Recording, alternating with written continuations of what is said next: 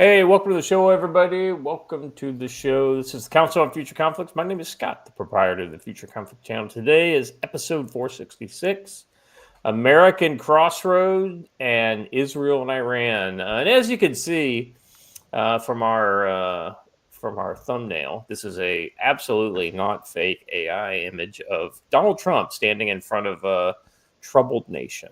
We got the Capitol there in the background with some fires. It's almost as if it's a depiction of what we're going through right now in America. Well, with the exception that it's like going to be 9 degrees as a high where you're at, Watcher. For Christ's sakes, that's Pretty that's. much. I would rather be on fire than no. Actually, I think I would be 9 degrees than be on fire. You But can always it's bundle up, man. that's true. That's true. Guys, how you doing today? Joe, what's good in Montana? Everything. Today we're doing a stick and knife class, so that's going to be fun. And then the next 2 days we have Kay here for Ground Rod 2. Going to be a good weekend. I spent a lot of time setting up the bar last night in the library, so that's going to be nice. We can't sit outside on the back porch like we did the whole time you were down, Scott, because it's going to be a little cool for sitting out on the porch. Little chilly.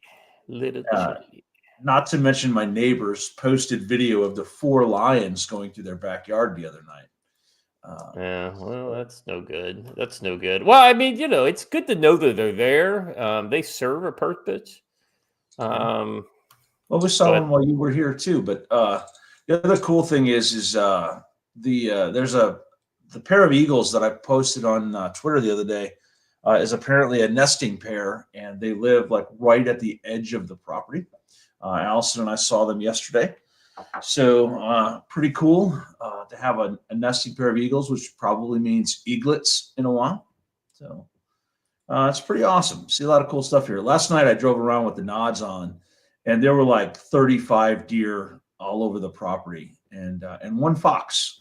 So he has been named. I'll be setting up a trail cam to try and capture the fantastic Mr. Fox on video. It's going to be kind of cool. I remember seeing like video from Alaska where they basically showed, these bald eagles these are the majestic bald eagles. They're rooting around in our garbage cans, and it was basically showing them as the raccoon of of Alaska. We saw them. They were fighting off a bunch of vultures over roadkill deer. So, but then when I came back through later, there was one golden eagle on it. So he apparently drove off the bald eagles to steal that tasty morsel off the side of the road. Yeah, well, I'll tell you what, though, guys, if you've never seen a golden eagle in the wild, they're pretty awesome. They're much larger than the bald eagle, and they are all over the place here. And they're all over the world. They are all over the world. That's why the eagle on top of the Marine Corps emblem is not a bald eagle. It is a golden eagle. All right. Watcher, how you doing, brother? Cold, crispy, bright-eyed, bushy-tailed. What can I say? Up and ready for another show, man. I like our AI art for our thumbnail today. Most of the time AI art doesn't really, capture. I hate to say it, but this is pretty good for where we're at. Actually, what I'm going to do is I'm going to kind of reveal a little bit of the secret sauce. But as we were trying to get this image, we just said, hey, can you draw us an image of storms gathering and fires around the inauguration? And all of the first images it generated featured Barack Hussein Obama. Draw your own conclusions there. Yeah. It's I'm not gonna say it's suspicious, but it's suspicious. All right. Hey, let's look at. Oh, real quick, I want to. So I was admittedly a little out of it on Wednesday, and I said that up front, so it shouldn't have surprised anybody. And I see him there in the chat, so I want to apologize to Pinochet's helicopter tours because at the end of the show, I completed this 2 of his $5 super chats over on Rumble, yeah, so no excuse. I missed them. Sorry, I can't go back and get them because they're on Rumble. Oddly enough. If Peter Shapes, I'll give you credit for them if you want to just post something in the chat, and want to make sure that you get to say up on the screen. And while you're listening, you need to let us know how you like the artwork inside your book. So when they arrive. Oh yeah, that's right. You said he's got some books inbound, huh? Yeah, he's got a book and a couple shirts inbound. So good stuff. We will be unveiling at class this weekend the limited edition. You can only buy it at Camp Ponderosa T-shirt. So. Which will be available at Shield Field Days. So, somebody's trying to trigger you over here in Rumble. I know, right? Leave it to the Rumble chat to try to, kind of make things happen. Well, that's just as valid as the actual Black Hebrew Israelites. So, true that. All right, guys, let's jump right into our first odds and ends, shall we? No, we've got what? One. We've got one before the first odds and ends. Oh, I thought that was the fourth odds and ends. Well, take it away, Joe. All right, so we want to congratulate Vaughn. This is a guy who was in the community security class this summer, this fall, and we went out one night with night vision, doing the night vision demonstration, and Washer and I were trying to shoot pigs, and somebody messed it up for us, but that's okay. But on the way back, we keep seeing this armadillo, and it's the armadillo that's been around the camp all weekend. So this guy here decides, I'm going to catch that by hand. And so our friend Juan Gringo, who runs Texas Border Rescue, was like, gave him some pointers, and he tried catching it and couldn't. He went back down there this weekend, and congratulations, he has caught the armadillo by hand and cleared it from our campsite. So congratulations, Vaughn. Thank you for handling the armadillo menace of Smoke River Ranch. So awesome. Very good. I hate to say it, but like when you go and do these events, right, and you go and you actually meet people in person, and that's how you get these stories, right? Like if you if you just stay home or go to your local range or whatever, and only kind of deal with people that you're never going to have these interesting experiences. So I recommend, we've talked about it in numerous times before, but it's worth mentioning yet again that,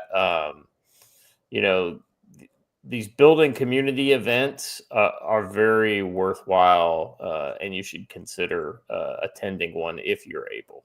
And listen, that night we really had a lot of great conversations around the fire. We learned about a lot of real world applications of the skills that we were talking about by the Texas Border Rescue crew. And it really brought home what we were doing as something that was actually helping people. I know Washer had a good night that night. At one point, Washer, I look up and Don is randomly choking people out as a demonstration. But it's really a great time sitting around the fire, or like this weekend, sitting around the library and just chatting, swapping stories, and getting to know each other. That's how you build community. All right. Anything else before we move on to the first odds and ends here? Nope. No. All right. So, we've talked about this before, but it's worth mentioning again, especially when, the Chinese Coast Guard has brought out their gargantuan Coast Guard ship. I mean, Joe, this thing's as big as a Burke class, an Arleigh Burke destroyer, and that's a pretty big ship. And Arleigh Burke is big for destroyers, But so is a United States Coast Guard world class. Well, it's not this big. I think it's about 2/3 the length of this Chinese Coast Guard vessel if we're just putting. But that being said, I think it's way more capable. I mean, this is for Christ's sake, this is a Chinese Coast Guard vessel. How capable can it be? It's more than mainly, you might imagine. That's a 5-inch deck gun on the front. I know, but they've got those on those Legend class ships too, if I remember correctly. Philippine security officials said Tuesday that China is pushing us to the wall with growing aggression in the disputed South China Sea, and warned that all options are on the table for Manila's response, including new international lawsuits. Don't stop, or we will send you a strongly worded letter to an international court. China's well known for listening to the results of international lawsuits. Exactly right. This whole thing began because China has ignored the first international lawsuit. Right. A large Chinese Coast Guard ship patrolled hotly disputed Scarborough Shoal in recent days and then sailed towards the northwestern coast of the Philippines on Tuesday, coming as close as 77 nautical miles. Philippine officials said in a news conference. The presence of the monster ship in Filipino waters, 77 nautical miles off our shoreline, is unacceptable, and therefore it should be withdrawn immediately by the Chinese government. I wonder how quickly the Chinese will listen to this strongly worded threat. That was the Assistant Director General of the National Security Council for the Philippines said at a news conference alongside senior military and Coast Guard officials. You're pushing us against the wall. We do not and will not dignify these scare tactics by backing down. We do not waver or cower in the face of intimidation. On the contrary, it strengthens our resolve because we know we are in the right. Joe, most people don't realize that we have actual international treaty obligations to defend the Philippines if they get in a shooting war. Like literally the same kind of treaty obligations we have to go to war in NATO. If a NATO power were to come under, people will kind of forget this from time to time. It's going to be interesting. For most of its life, the Philippines has been a colony of one nation or another, or a protectorate of one nation or another. Don't forget the head of their armed forces used to be Douglas MacArthur. So they're used to relying on somebody with a bigger stick to assist them in their defense. And that's kind of where they are today too, right? Without the U.S., this would be a pretty short naval engagement between China and the Philippines. So they're kind of hoping to get some help that way, but it's interesting history there. Yeah, I mean, it's definitely one of the countries that we are more kind of, I guess you could say, inexorably tied, just from the nature of our, our history. So it'll be interesting to see if the new administration is more willing to be a little more, hey, listen, China, this is a country that we will come to the defense of. You can push around Vietnam or, Indonesia or Malaysia if you want, but, Philippines has a direct kind of 911 phone call to the U.S. when shit starts getting bad. Well, I know you wouldn't ever comment on it, but it's going to be one of those places where we see what the result of the deep state's going to be, because I'm sure the president may very well say just what you said, but whether that actually gets executed, much like an order to withdraw Syria, withdraw from Syria, we'll have to see how that goes, right? If that actually plays out that way. And Welon Corgi, I see you in the chat saying you want to visit the Philippines. If you do, we will give you a task, and that is tracking down the guy from Las Vegas's girlfriend who vanished into the Philippines, and see if she sheds some light on what actually happened. So the Chinese have their own kind of response on this. So this is a Chinese official in Beijing, basically said, we once again urge the Philippines to immediately stop all infringement, provocation, and malicious hype. It's an interesting word for a press release. This is a foreign ministry spokesperson said during a daily briefing. The Chinese government has repeatedly accused the Philippines and other rival claimants, including Vietnam and Malaysia, of encroaching on their undisputed That's the irony of using the word undisputed when they are literally disputed by Right. every country in the region. They're crushing on it, which is a dispute. Right. I don't know of any country that says, yeah, that's the reasonable limit to Chinese territorial that's how waters. international relations works? No, it's undisputed. Oh, well, I guess we better stop then. Oh, well, if it's undisputed, then heavens to Murgatroyd. I guess I should stop disputing it then. Yeah. Let's see. I'm just kind of going through skimming here to see if there's anything else. Oh, excuse me. All right. So this is the Philippine Commodore saying, we are doing what we're doing is hour by hour and day by day, we're challenging the illegal presence of Chinese Coast Guard for international community to know that we're not going to allow China to normalize the illegal deployment. So, in a lot of disputes, Joe, especially legal disputes, they say that, listen, you have to make the kind of the stringent dispute. You have to make your claim. Yep. Because if you don't make your claim, then you're basically ceding the ground to the other side. So despite the fact that the Philippines, let's be honest, are fairly outclassed by the Chinese capabilities that they've deployed, I think this is the right thing for them. And they need to continue to pressure the U.S. to come to their aid because, I hate to say it, like I'm not a big fan of the U.S., gallivanting around playing the world's policeman, but from time to time, I think it is in our interest if we have a legitimate treaty obligation to actually take actions that might deter some sort of, confrontation versus just sitting back and letting the confrontation occur. And then, now we got to step in and fight your war for you. Well, Yeah, and you just said something that applies to one of the biggest domestic issues we have going on right now. If you don't assert your legal rights, you lose them. That applies directly to squatters, right? Mm-hmm. The courts are ruling that if you let them live there for any appreciable length of time, you now have to initiate eviction proceedings. Instead, dispute them the very first time you ever see them there and tell them they have to leave then. You're asserting your legal right. Trust me, I just went through this. Yeah. But the best thing that came out of that is that every law enforcement agency in the area ceded their authority to this little property. So I guess I could do whatever I want. So they all tell me their space to patrol. Okay. Yeah. All right. Let's move on to our next story here.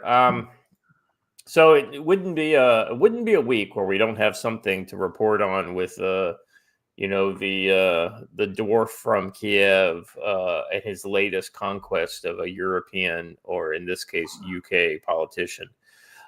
Russia strikes Kiev as UK Starmer arrives to sign a 100-year treaty with Zelensky. Now, Joe, I'll just throw that to you immediately. What's kind of off on that headline to you?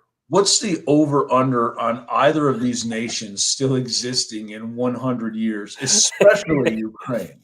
I know, right? I mean, we don't know that Ukraine's going to last 5 years, much less 100 years. And the UK, man, it's going to be the caliphate of Londonistan, before it's all said and done. This is what's troubling, is that you're when you sign a 100-year treaty like this, you're assuming that there will never be a disagreement between your two nations in 100 years. That is a long time in international relations, especially given a country that, whether anyone wants to admit it or not, has a verifiable Nazism problem in their actual military. So it's very interesting. Yeah. Let me jump into the story here and get a little bit more about this. A Russian drone targeted central Kiev, where British Prime Minister Keir Starmer was holding talks with the Ukrainian President Zelensky. At least one drone was shot down with debris destroying a car. Not far from the palace, the president's official residence, where the two leaders were meeting at the time. Witnesses say they heard the explosion from outside the building. Starmer and Zelensky were in discussions about Ukraine's future security when the attack took place, but decided to continue with their talks rather than take shelter elsewhere. Hear me out, but maybe this is when the NATO targeters, because that's who does those kind of things, could have just let through. Would have solved a lot of international problems almost instantaneously. Yeah, Starmer is he's pretty much I don't know. I don't want to be too inflammatory, but he's pretty much a moron from everything I can tell. You know, hey, I've never met the man.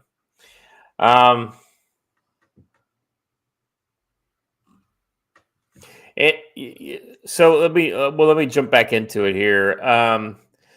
Let's see. British leaders in Kiev to shore up the support as Ukraine's war against the invasion Russian forces enters a critical phase. Almost 3 years since Vladimir Putin's full-scale invasion began, Donald Trump is due to return to the White House as the U.S. president and is pledged to end the war in short order. Joe, I mean, I just don't know that Kiev can make a go of it without American funds and weapons transfers. Oh, I know. They absolutely cannot. And what's funny is every single week, the Ukrainian war is entering a critical phase. It's been a critical phase since day one, and they should have been pushing for a negotiated settlement back then. It would have cost Ukraine, I know I'm going to upset a lot of people here, it would have lost Ukraine nothing that they hadn't already lost to cede the Donbass and Crimea. Those places don't want to be part of Ukraine. And those places have resisted, whether folks want to admit it or not, from the moment the United States government overthrew the lawfully elected government in 2014. Yeah. All right. So the reason Starmer is there is to sign a 100-year partnership with treaty with Ukraine aimed at strengthening security in the Black Sea and the Baltic and building economic and cultural ties between the two countries. Putin's ambition to wrench Ukraine away from its closest partners has been a monumental strategic failure. Instead, we're closer than ever, and this partnership will take that friendship to the next level. And then all the meanwhile, by the evidence that I can see, they're at a stalemate at best in the Kharkiv area, and they continue to lose ground in the Donbass. And what do we have? The inauguration's what, Monday? Yes. So, just 4 days essentially away from the inauguration of Donald Trump, and even in Russia and Ukraine are jockeying for position prior to that. Now, will they stop when he is nominated or when he's inaugurated? I don't think so. But, it's kind of like that's a mark in the sand where Donald Trump could literally call Putin up and say, hey, listen, you need to relax, or, Zelensky, you need to, cease fire or something like that. That could theoretically happen on the 20th. So we'll see, what comes out of this. Giving the left grounds for their first impeachment of Donald Trump of his second term. How dare he end a war? Yeah. How dare, well, especially one that we are scheduled to make so much off of. Jim Satala, this is actually a good point. My money is on the UK not existing in less than 30 years due to the internal conflict because of the immigration. But yeah, that's exactly what I said. Days. No, yeah, you're right. 30 years. I think you can move the decimal point over. And within 3 years, there's going to be some serious actual conflict on the island about the size of Michigan. Yeah. My number is 5 years, but yeah, it's one of those kind of things where you could easily split the difference there. All right. Anything else on this? Questions, comments, concerns about Russia and Ukraine and whatnot? I believe I can sum it up with a Russian phrase: "Suka pожалуйста." Yes. Imran Khan, Pakistan court sentences ex-prime minister and his wife to jail in corruption case.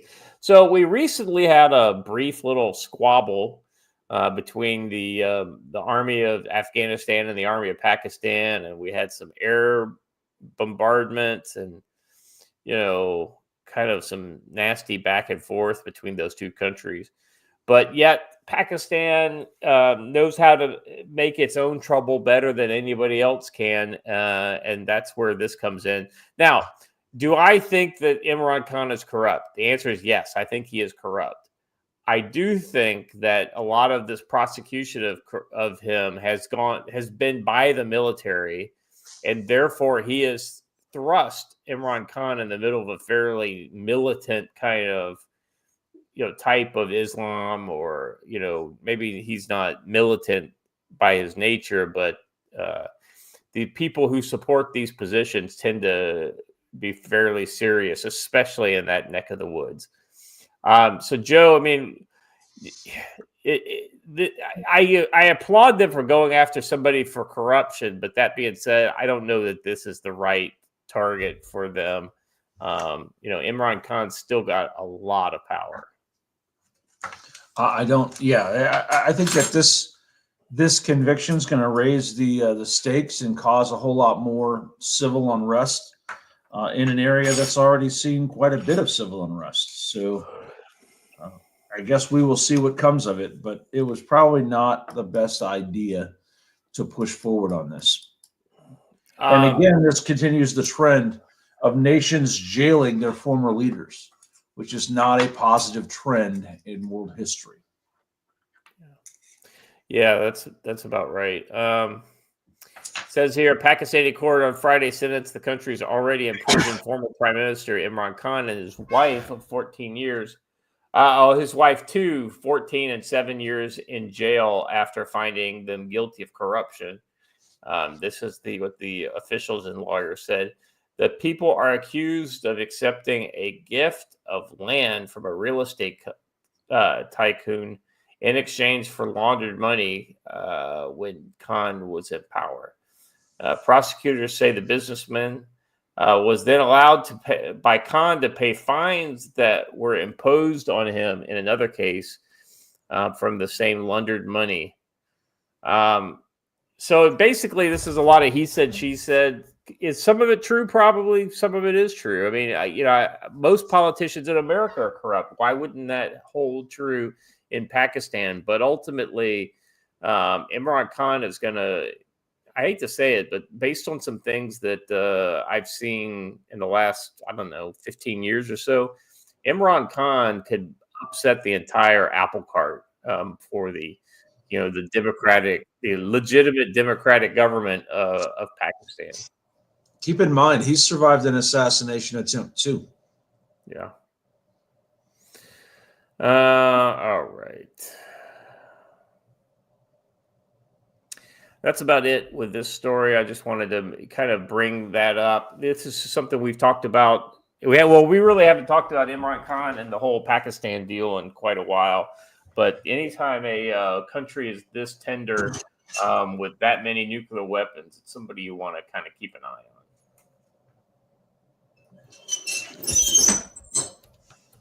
All right, Joe, let's talk a little bit about tactical-wisdom.com, shall we?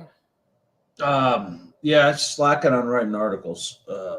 Been busy trying to get ready for these classes this week, but we'll get something up there. Our training schedule is up there. You can buy our T-shirts up there. Yeah, I'm very grateful that the trolls have found the consulting services page. I enjoy getting asked a million questions by people pretending to be absolute rednecks about Baofeng radios because they're just dumb. Apparently, when Matt and I upset the drone guy the other day, all of his people have decided to just pound my website with stupid questions. That's okay. It's amusing for them, and as long as they're amused, I don't care.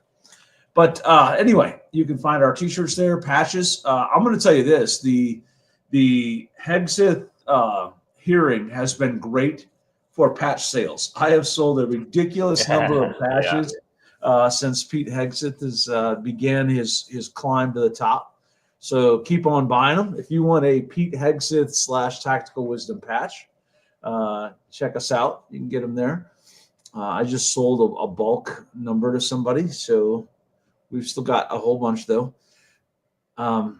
Yeah, check out the training courses. Come to a class. That's really the big thing.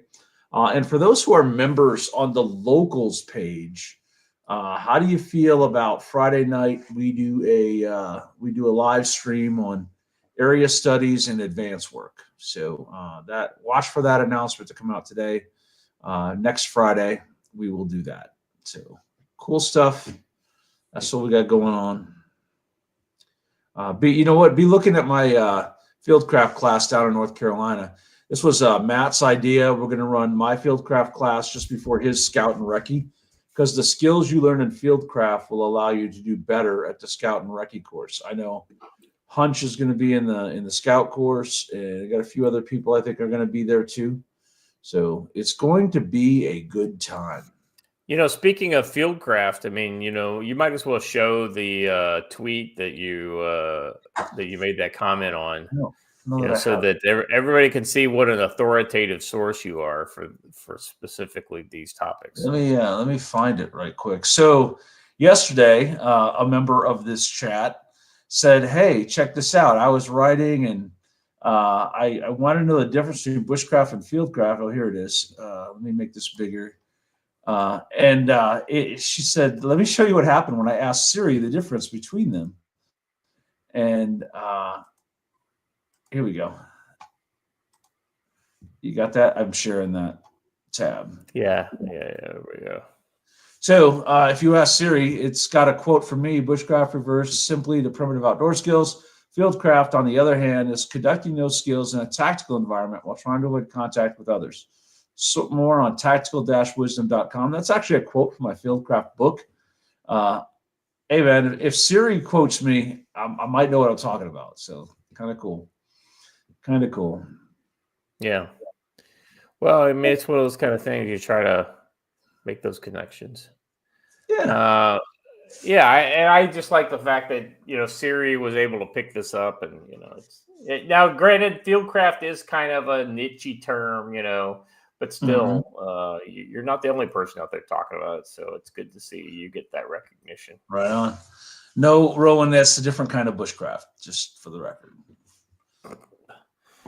By the way, I don't know if he's watching today or not, but Heathen, are we going to start? We got to talk about the photo you posted yesterday of me. You guys ever seen the movie Zardoz, or is that what the movie was called? Yeah. Well, they put my face on Sean Connery's body and said I used to be a stunt double. So it was terrible. All right, let's jump into our main topic if we can, guys. The American politics are so we as we normally do. The Friday show it generally tends to focus on domestic politics and domestic situations, especially those relating to our view of what we think future conflict is.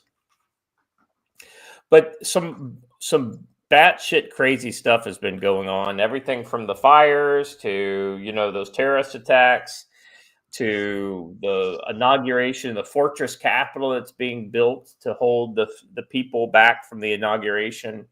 So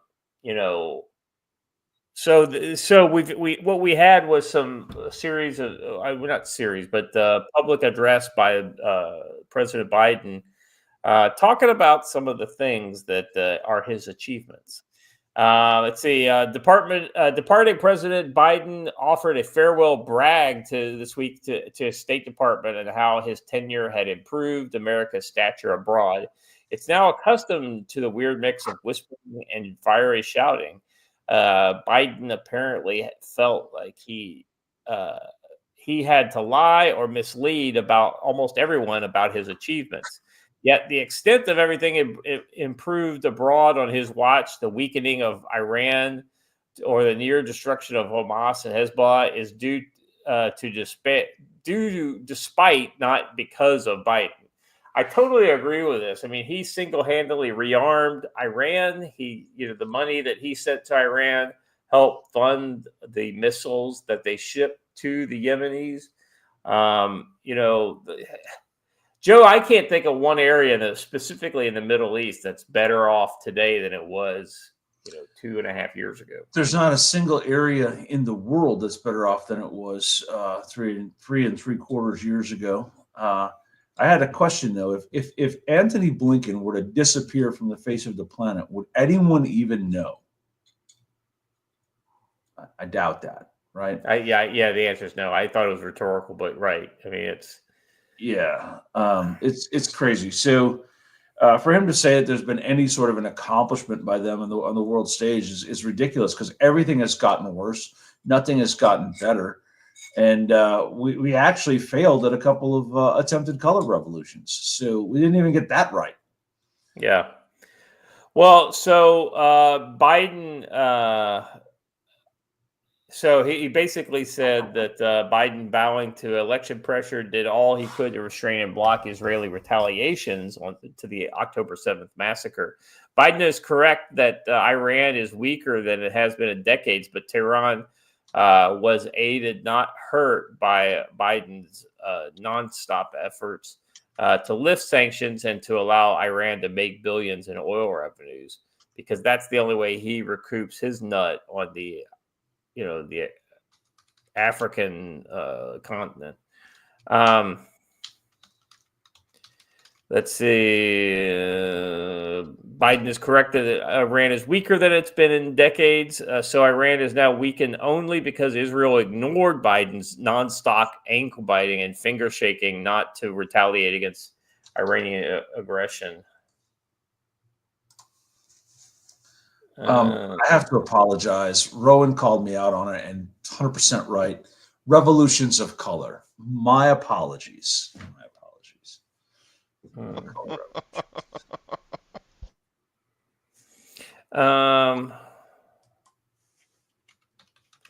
Let's see. Biden referenced the end of the Assad regime in Syria, but it imploded not due to any effort by Biden.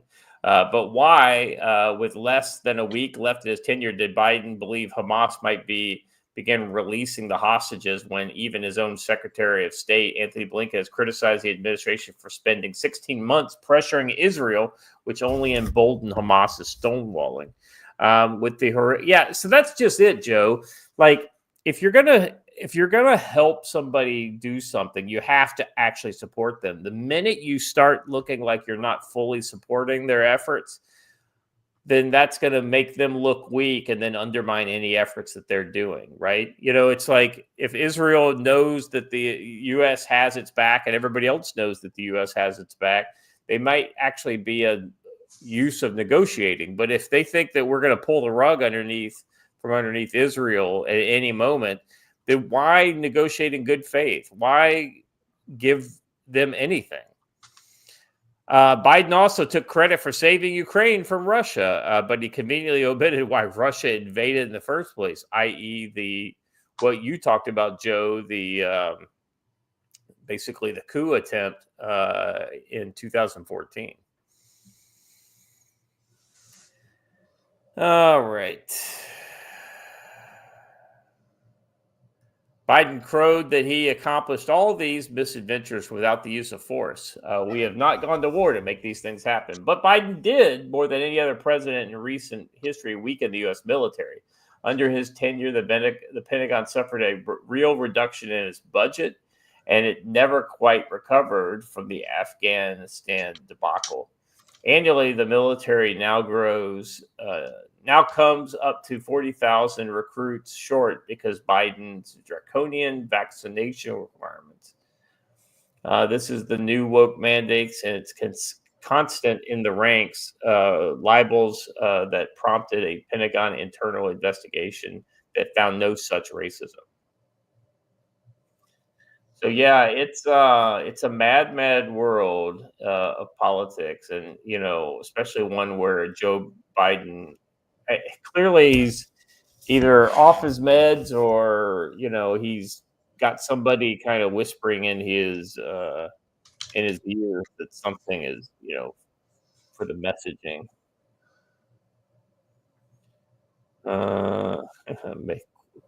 Cracking jokes to make sure Watcher stays awake. Hey, I'm here to tell you the one that might fall asleep is me. These two are in the morning. I'm at night, and I'm still fighting the the whole 13-hour, 14-hour time switch that I had to do coming back here. So yeah, I don't understand where the president's coming from on this stuff, because it's so easy to poke a hole in almost any kind of hey, look at what I did, right? They either don't tell the whole story or they claim something that they shouldn't be proud of in the first place. Well, if you have to step out there and shout out all of your accomplishments rather than just let them stand on their own, then you obviously didn't have as many as you think. Yeah. All right, let's move on to. So that's one sign of just where we've been politically and how it's completely disconnected from reality. Going over to California, where we've had those recent fires, what's been interesting to see is both the massive amount of looting and theft that has gone into this whole thing, but also you're starting to see the reemergence of our rooftop Korean ideas. With locals taking care of themselves. Armed LA residents patrol neighborhoods in violation of evacuation orders. Let's stop it right there for just a second. Yeah, go ahead. Amen. Evacuation orders really should be suggestions. This is the United States. The emergency doesn't mean my rights go away. And we've seen in North Carolina people who are told to evacuate and then told they cannot come back to their own homes. I'm sorry, it's my home and I can go there if I want to. And by the way, this is community security operations class. Come take it. Yeah. Carry on. Yeah, community security is the backbone to this whole thing, and we're going to get into that here right now.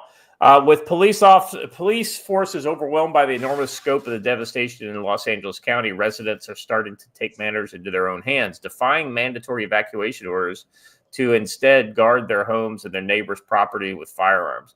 As we reported yesterday, losses from the wildfire in Los Angeles County are poised to reach $250 billion or more. Property isn't the only thing being destroyed. It's also being stolen by brazen looters. The neighbor of one LA County resident gave a disturbing description of what was going on in their streets. There were 100 people came up on scooters and were trying to get into any and all the houses on the street. Now, we reported about this earlier in the week on Monday, if I remember correctly. Joe, this is just an outgrowth of the organized retail theft that you kind of made us aware about.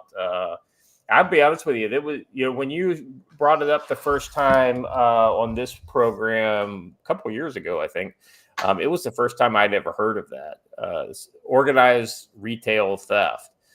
Especially, you kind of connected the dots between this being organized and it having to do very much with the current illegal activity at the border, where these criminal aliens are basically press ganged by the coyotes into these retail theft gangs. So they're basically working off their debt.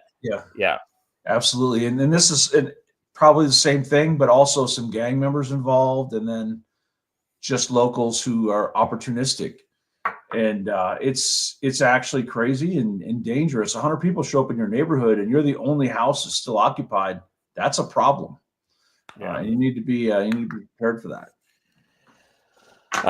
In response, LA County Sheriff Robert Luna has imposed a curfew, saying we're not screwing around with this and we don't want people taking advantage of our residents that have already been victimized. Of course, strong words. Curfew in that environment. Yeah, I don't know. To patrol the streets, right? You can't enforce a curfew. It gives you a charge to use to hold people, but again, it's a charge that probably isn't going to stand up. So you have to put bracelets on them first before you can even apply that charge. If you're not there to make the arrest, then it doesn't matter. You've got 100 people violating the curfew, and you have 9 officers who can respond. How's that going to? Yeah, it's gonna end up looking like the cops, circling the wagons, being surrounded by the Indians. Is what it's going to look like. It's going to look like every Friday and Saturday night in Chicago at whatever intersection they take over. Yeah, those street takeovers. Yeah. Of course, these strong words were little defense against looters determined to prey on vulnerable innocents. Much as the bad guys ignore strong words, so too are plenty of good guys and gals are opting to defy evacuation orders so they can secure their own property. It should be noted that you can't have an evacuation order. You can only have an evacuation suggestion. Pa Grunt for $10 over on Rumble says, maybe not Biden, but I think the CIA funded gave intel and material support to overthrow Assad, propping up a terrorist that killed my friends to hurt Putin. 100% accurate. Yes. Yeah. The irony is that you had CIA money going to defeat other U.S. assets that have been. So it's like you had U.S. assets and money on both sides of the conflict. The irony. Hey, Squishy, I see you talking about Roof Korean 7. I'm actually talking to him, and I'd really like to have extended the invitation. I'd love to get him on here in the current context. So you know who I'd like to get him, and I'd like to get K9 Reaper on together. That would be an interesting contrast of I mean, clearly they're not connected in any way, but they've both done their own bit for, neighborhood community security where they are at. And, it would be interesting to contrast the different, threat environments and, even the law enforcement piece of those environments. K9 Reaper's always been very kind of complimentary when he's been able to work directly with the South African police. But of course, he also has a lot of criticism because most of the time he can't work with them because they're either non-existent or it's the other way around. Instead of you calling the police, what happens in South Africa is the South African police service call him, security guys and say, "Hey, we need a hand here." Yeah, big difference. So yeah, that would be a great show. All right, he says, but let's see. So we ended up here where it says the good guys are defying evacuations orders so they can secure their property. I have no patience for any of the police. Wealth management firm President Ross Gerber told Wall Street Journal, after you survive this, you don't care what they say.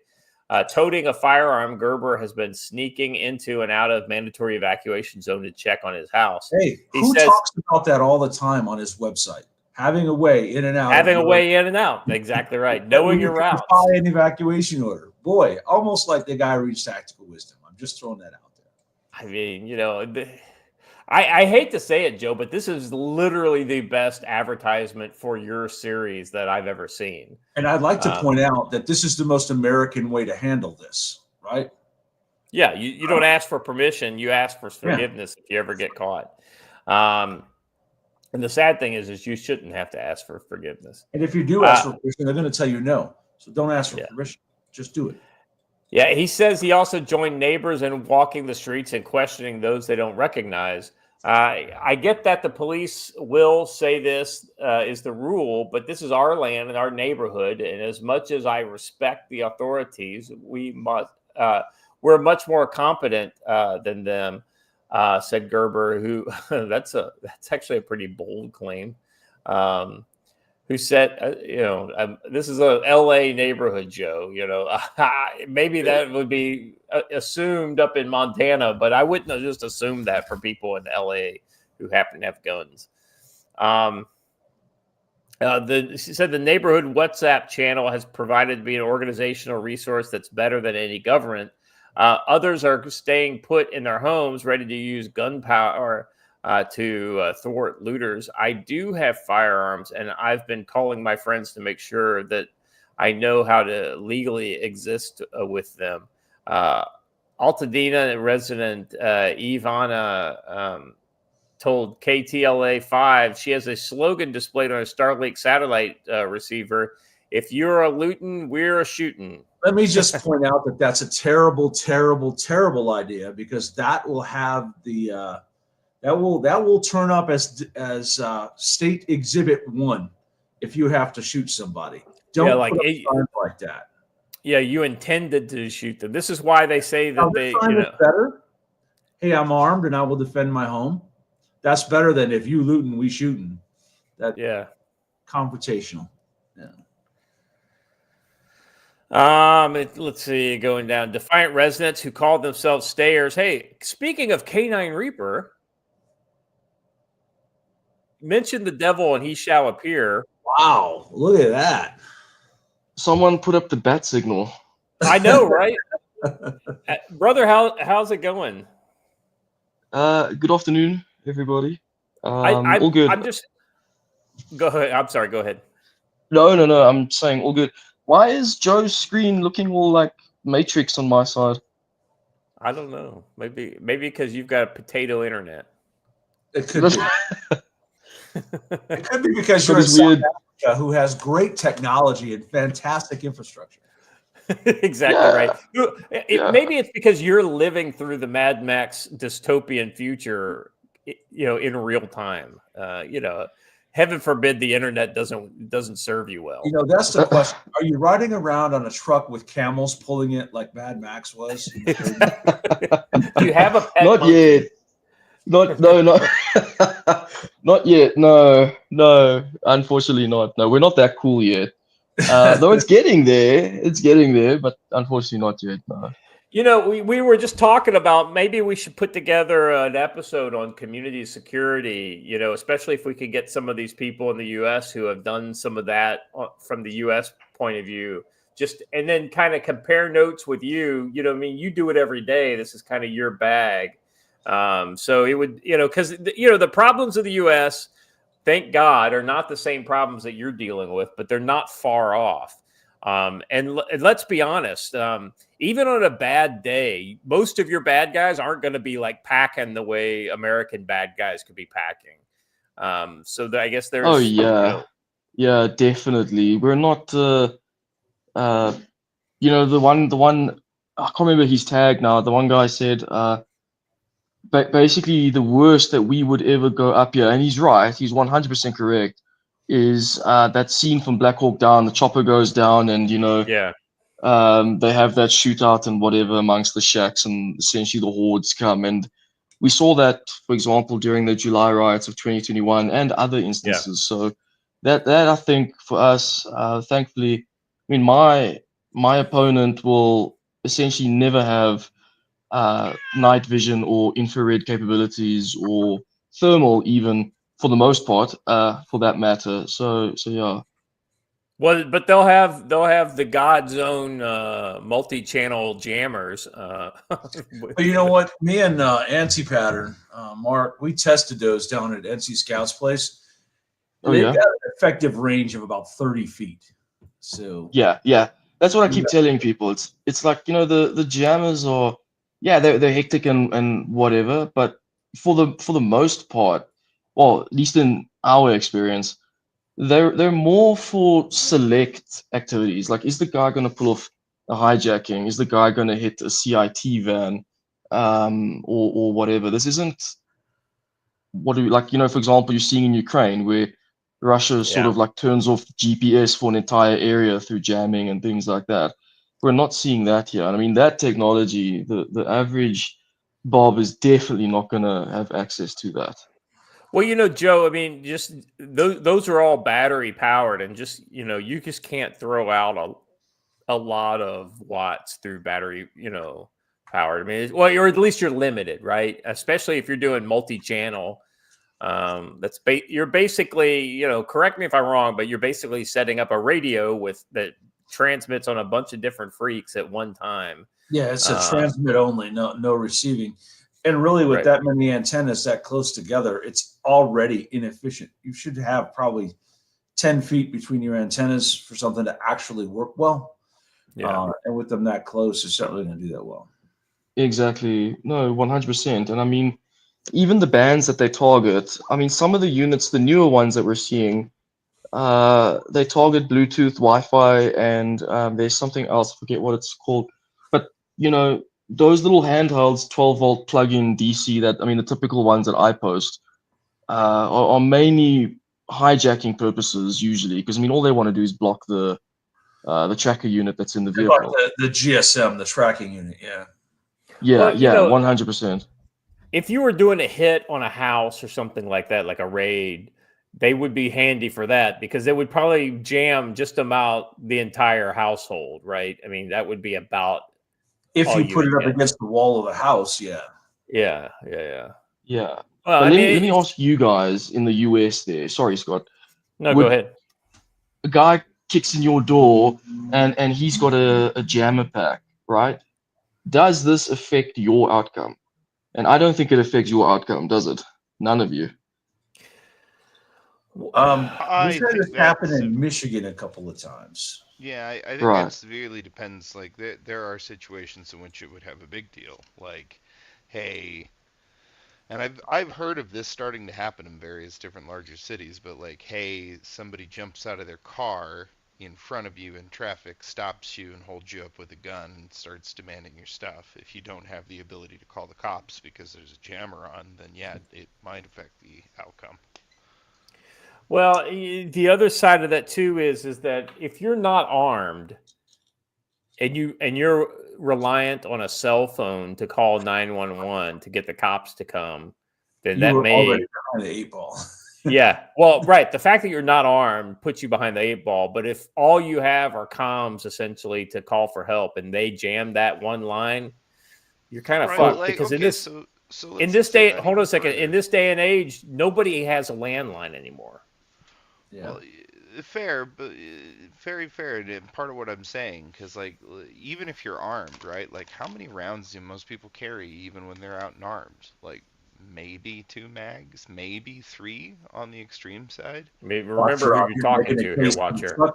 Watcher. I hear you, but I'm talking about like actually like on you.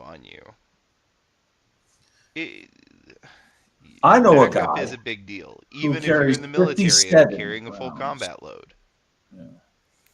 Well, but the irony is that it sounds like 4 mags, right, for a pistol sounds like a lot, but really it's not. It's 4 9mm. Like if you let's say you're a Glock 19 guy, you got 15 round mags, and you've got 4 of those on your belt. That takes up less space, about the same space that like a single 30 round mag would, if and it depends on how you carry them, right? They may be kind of spread around. They're not all sitting there side by side. Like when I was in Iraq, I had an M9 in addition to my M4, and I had a 3 mag. So I had 1 in the gun and 3 on my belt, right? And so granted that's in combat, but I would wear that same setup in stateside, if I wasn't going for concealment. Well, yeah, I think they were 16 round mags. They were like +1s or something like that. So 15 +1. I know a guy who has an M9 that carries with a 17 round in it and then 2 20s on the belt. 57 is a pretty good number. And that's interesting. So, Joe, when you and Anti-Pattern tested that unit, what we came across about a month ago was some of these guys are getting smart enough now. Either they're doing their own research, or they got dudes helping them. I don't know. That they're taking boosters. They're putting little boosters where the unit. So it's the unit, little pigtail booster, pigtail antenna, basically.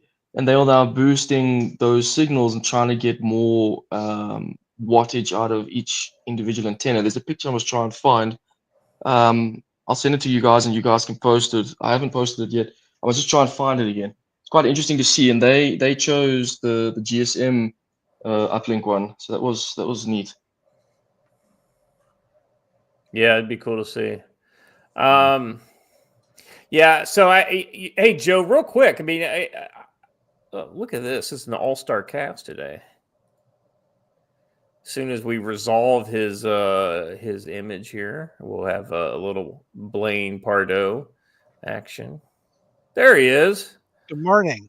And it Hey, comes Blaine. in just about as dawn strikes, so it's a blue dawn. I know. It's a Blaine dawn. Hey, but Blaine, first time I've had a chance to talk to you since reading Tenure. Boy, that is a gut punch and a hell of a great story. It is a great book. Thank you. I could use all the help promoting it I can get. Yeah, if you guys, I think the he's got a different reader for the audiobook. I think he did a good job. The story's good. I don't want to get too far down the rabbit hole right now with you, Blaine, but I want to pick your brain at some point where I think you had more input than maybe Mike did, or where Mike, because it was interesting because certain passages sounded just like they came right out of Blue Dawn or something, but then other passages were a little more of a different voice. So it was interesting. Oh, good. I'm glad you enjoyed it.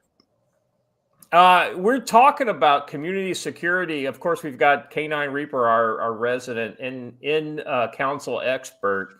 Blaine, I'd love to get your. This is based on a story that people in LA are basically saying that we're sneaking back into the curfew zones to protect our property with firearms, and we're better organized and better and more competent than the police to handle these things.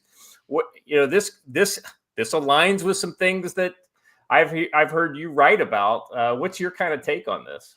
I talked to my son who lives outside Beverly Hills about this every couple of days.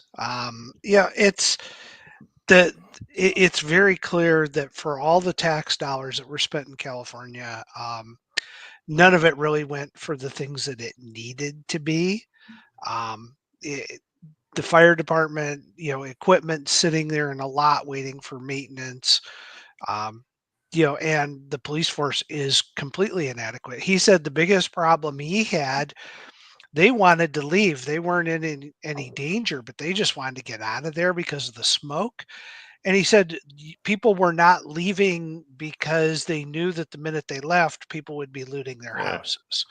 And he said we were 5 miles from any evacuation zone, but he said there were people watching for that. And it's a real problem. It shows to the lawlessness that actually can take place in any major metropolitan area. But also the police are stretched so thin. He said if you call the police, you literally can't get through. They are all working near the fire lines or patrolling in this evacuated area, this containment zone. And he said it's complete lawlessness at this point. And he said everyone knows it. It's well known in LA. That's interesting. I mean, I wouldn't be surprised if this is way bigger and potentially a sea change in how people view security in LA. Once everybody gets their feet back underneath them and the rich people aren't worried about getting the hell out of Dodge or whatever, I wouldn't be surprised if you didn't see some more permanent armed security kind of encamping in some of these areas. And we're gonna talk about here in a minute Gavin Newsom, who I think is the root of all of this. But you skipped my favorite part of this whole story, and I'm really mad. All right, are we talking? Yeah, the stairs. They gave themselves a cool gang name. I know, right? So Manley said those, in addition to looters, the defiant residents who call themselves the Stairs. The book writes itself now that they have a name.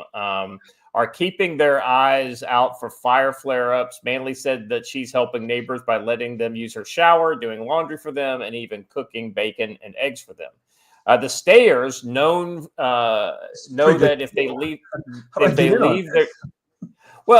Joe, just scroll down a little bit here. You'll see the heritage of the Stayers right here. One of our favorite memes within the community. Let's see. They won't be able to return as police checkpoints are turning anybody away who tries to enter. For now, police are allowing supplies to come to the checkpoints where stayers can receive the goods and return to their homes. Manly is grateful for the police barrier. There's no hard blockade. I'm glad for that. I want the hard no because I don't want anyone else up here. Another Altadena resident tells the Journal that she's been keeping vigil near what's left of the fire edge property, sleeping in his SUV, a 9mm by his side. He's watching his neighborhood criminals for resurgent fire, saying, "It gives me a sense of value and purpose." The sad thing is, Joe, is that a lot of these, I hate to say it, shiftless LA roustabouts, they probably never had this kind of purpose ever in their life. Well, first of all, you don't know what kind of neighborhood it is. It's not actually in LA. It's in Altadena. So no. These are very rich people. That's why I'm calling them shiftless, because Here's the other point, though. I want to give a caution to everyone listening, because in Michigan, the only charge that they've ever gotten stick to the alleged kidnappers of Gretchen Whitmer that never were was gang membership, because they gave their group a name. Don't do that, especially not publicly and in the newspaper. Oh, come on. It's looking more like cyberpunk all the time. We've got booster gangs and everything. I know. Just wait till the mafia starts opening pizza shops. I want to wait until they officially start declaring parts of LA a combat zone. Yeah. Well, there's no plan to go back. Like my son was telling me, he goes, "There's no traffic signals. The street signs are all gone." He said, literally, you don't know where your house is in many cases because there's no landmarks. I'm sorry, the traffic lights are gone and the street signs are gone. Okay, so he's in Johannesburg, South Africa, basically. Yeah. It's just, how are they going to, he said they're all asking right now locally, how are you going to make sure that somebody who comes to my house is the right person to come to my house? Because I don't even know where my house was. Yeah. There's nothing there. It's just literally street after street. And because of that, they can't get in an army of dump trucks to start clearing some of this stuff out. They can't get anything in there because to do that, you have to have police to manage the traffic flow, because there is no other way. This is where, Joe, things like being able to use a GPS and having comms and things like that become way more important. One of the things that we've seen is Starlink being offered for free by SpaceX to the first responders and whatnot in this area, and I think that's great. But when the police and the fire are out of touch the way they are in this area, I just don't know if that's going to be even. Here's one of the problems: Starlink is traceable because it's a two-way link between you and the satellite. Yep. Hey, y'all, HF radio, VHF radio, and UHF radio are not. So. Well, I mean, they're triangulatable, but but I'm just saying, not easily, right? Yeah, tied directly to your name. Radio is not tied to your name. Yeah, I mean, unless you use a ham call sign, which is just stupid. But what is this? Golf Lima Charlie Delta Echo. This is CQ. All right. Anything else on this instance of random community security that's broken out? No, but I have a random comment for Blaine because I haven't seen him in a while. We were setting up a surplus shop here at the camp before this class comes in this weekend, and I pull out of an old sea bag that someone has donated a complete set of Marine Corps captain's uniforms, and I thought, man, I should just take a picture of me holding this and send it to Blaine. Oh yeah, definitely.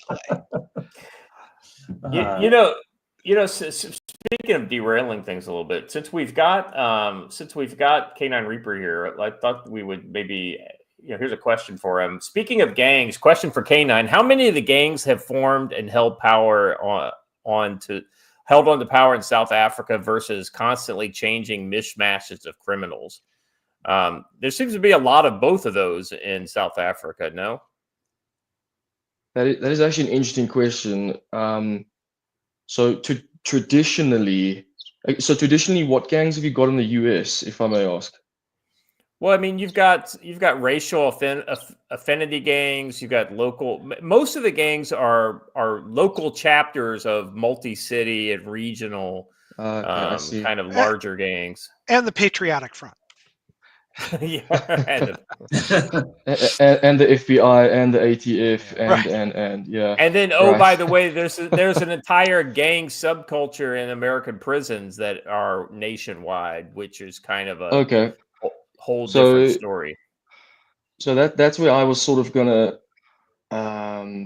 lean towards first. So in South Africa, we've got the same thing. You will find your smaller gangs outside of your prisons. The bigger ones are actually the prison gangs. But so I think, like for example, Johannesburg, one of the biggest metropolitan cities in South Africa, if not, I think the biggest or something. I hate doing these things live because I always say the wrong thing. But anyway, basically, yeah, we've got they call themselves Varidos and Fast Guns, and they typically are up against each other non-stop. They'll blow each other away. They'll blow people away in between each other. Yada yada yada. Then you got your less gangish, like your Zamazamas, your artisanal miners, which technically speaking are still a gang in a way because they do form groups that operate in that sort of manner, even though they're on like a higher scale of things. I think, yeah, and then you get there's another group, Sexy Boys, the All Americans, and there's a few other randoms, but your three biggest are usually the 26s, the 27s, and the 28s. Those are your prison gang affiliates, and they are usually the shot callers, if you want to put it in that way. There's a whole history behind them. They've got a whole culture, obviously, all to their own inside of prison and outside of prison. Because when they leave prison, you can tell them by who's who, because they also have ranks like captain, general, soldier, all these random things they give themselves. And like a general will usually have 2 or 3 stars on each shoulder, but just on the inside of the shoulder, so like it sits just under a shirt if you were to put it on, so you'd never see it. And then they get usually their number 26, 27, 28, whatever, tattooed on themselves with a $ in the middle. And they call this numbers gangs? Yeah, those are South Africa's numbers gangs if you Google it. They are very, very, very dangerous. They are one of the few gangs in South Africa where I would turn around and say, yes, they tread lightly, let's put it that way, depending on the area you're in. And they're so dangerous just because of sheer volume of numbers. You can walk into like certain parts of Cape Town and a 28 will, you don't just get robbed, they'll literally just blow you away and then go through your pockets and then haul ass. So yeah, there's that aspect to it. And let's not forget, they are controlled. They do have people that are paying them for hits and other things. So yeah, that is South Africa's sort of vibe. It's kind of weird with the names, I must say, but we're not really creative. The thing that kills me here, it's no shock that the K came out of KZN, but these gangs go back to the 1800s. Yeah, some of them do. They go back to, if I may say, like the plantation days. Yeah, that's crazy. It's the laborers and things like that, and they've got hierarchies, and a bunch of other weird things that they do. But yeah, that's who they are. We don't necessarily get involved with them, on a community safety level, unless they are directly terrorizing a community, because the majority of them don't actually want the heat. They will shoot other gang members and things, but when the raids start, they disappear. They just like dissolve into thin air. Yeah, it's I guess some of your Zamazamas were in the news recently, where they recovered all those bodies from the abandoned gold mine. Oh yeah, that was in Stilfontein. It's about a hour and a half, 2 hour drive outside of Johannesburg. Interesting piece of information with that, and it just shows you how far a human being is willing to go, in order to survive. I mean, I obviously have to put it that way because that's essentially what they're doing. So that shaft 11 or shaft 12, whichever one they were retrieving them out of, I can't remember now, but or shaft 10 or whatever, it was something like 1.5 to 2 kilometers deep. And the way they were getting out of there was to crawl up pipes and the literal sheer rock face. It took them days to climb out of there. I mean, can you imagine yourself doing that? I wouldn't do that. Not a fuck. Yeah. When I was reading the story, it was just absolutely just kind of bonkers. They started making the weirdest demands because they started starving down there and whatever. So then they were demanding mayonnaise and tomato sauce, and then they wanted beef, and then they wanted Jay's fluid and Omo. Omo is a washing powder here in South Africa. That's whatever. And I mean, things just started getting weird. Well, I mean, getting weird. That's South Africa in a nutshell, isn't it, though? It's fun. What can I say? Well, I mean, it is what it is, right?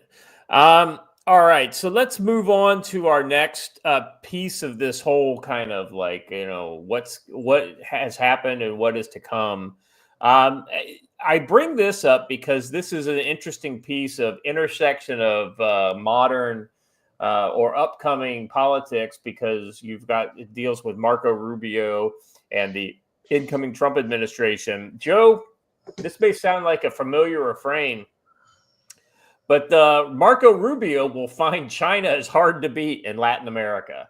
I know there's been a lot of. I mean, I won't lie. I've been a big proponent of a renewed Monroe Doctrine, and you've seen a lot of Monroe Doctrine-esque kind of stuff coming out of, the rumor mill surrounding the Trump administration. But anybody who thinks it's going to be an easy, fight to make sure that, we're able to reestablish primacy in South America, you've got another thing coming. There's an old American adage on this. It says a day late and a dollar short. That ship has sailed. South America is done. It is gone, and you are not getting it back. Simple. Now, Joe, I think you probably could get it back. The problem is it's not something that like one administration would be able to do. I mean, this would be a multi-decade long kind of problem set. I love your optimism. But my point is we're not very good at multi-decade anything, much less problem sets. So that kind of puts it back in the category of probably your best starting point is retaking the Panama Canal and start there. Yeah, that's true. All right, so let me just kind of read a little bit of this. The public version there is behind a paywall, but I've got the archive version open. Since its founding by landowners in 1866, Rural Society of Argentina motto, to cultivate the soils to serve the nation, has been a potential ally for governments in the right and daunting foe. Wait, that sounds suspiciously like blood and soil. Blood and soil, right? That's what and the fact that they're talking about right and left, but in Argentina, of all places. Yeah, exactly right. Let's see. Hosting the Telegram for chat about geopolitics, society officers deplored decades of economic mismanagement by populist left-leaning governments, which caused inflation to soar and the Argentine currency to sink. On their way out, they show him some of the society's historic treasures, including a carved armchair used by Pope John Paul II. Yet when asked about the People's Republic of China, they purr. China is a bottomless barrel. Whatever you can offer, they will take, says the society's president. He describes rising exports to China of Argentine soybeans, frozen beef, semen from prize bull, and other farm goods worth billions of dollars. So clearly, China is here to stay and is willing to pay dollars for the products of South America. What do you think? So you can't just say,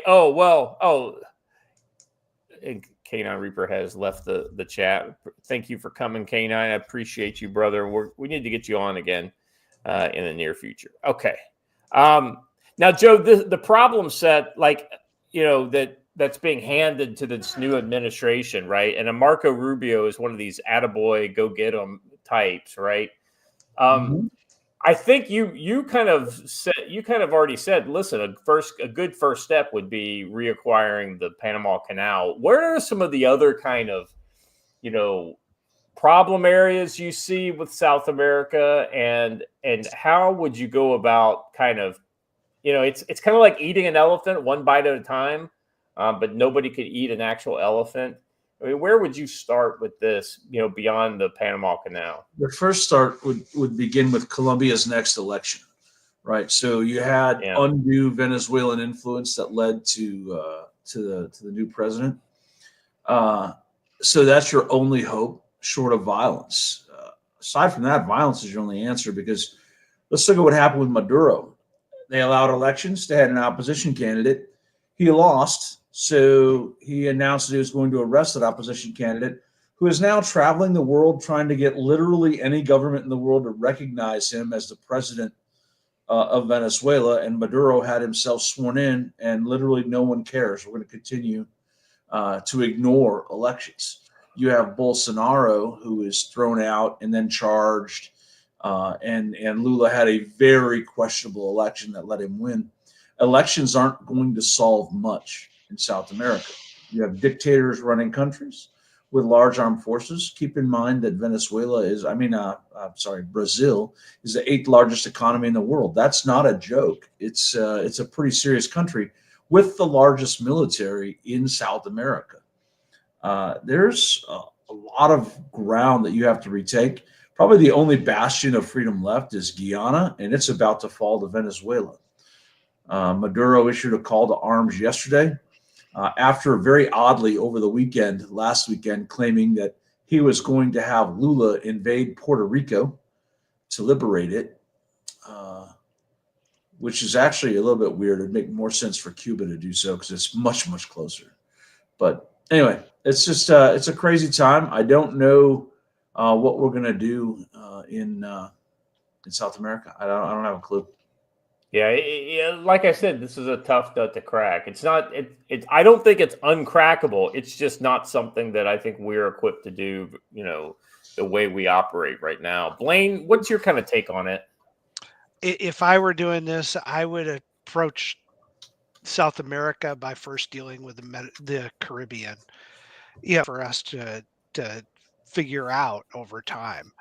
We have been treating Cuba with a policy crafted in 1962, and it hasn't worked. And Cuba is on the cusp of falling apart. There's a place where we could step in and actually exert some influence. Puerto Rico is an ongoing problem. And we've got to, I think before you can jump down there, to your point, you eat the elephant in bites. Yeah. You start with the easy things to deal with, which is Puerto Rico and Cuba.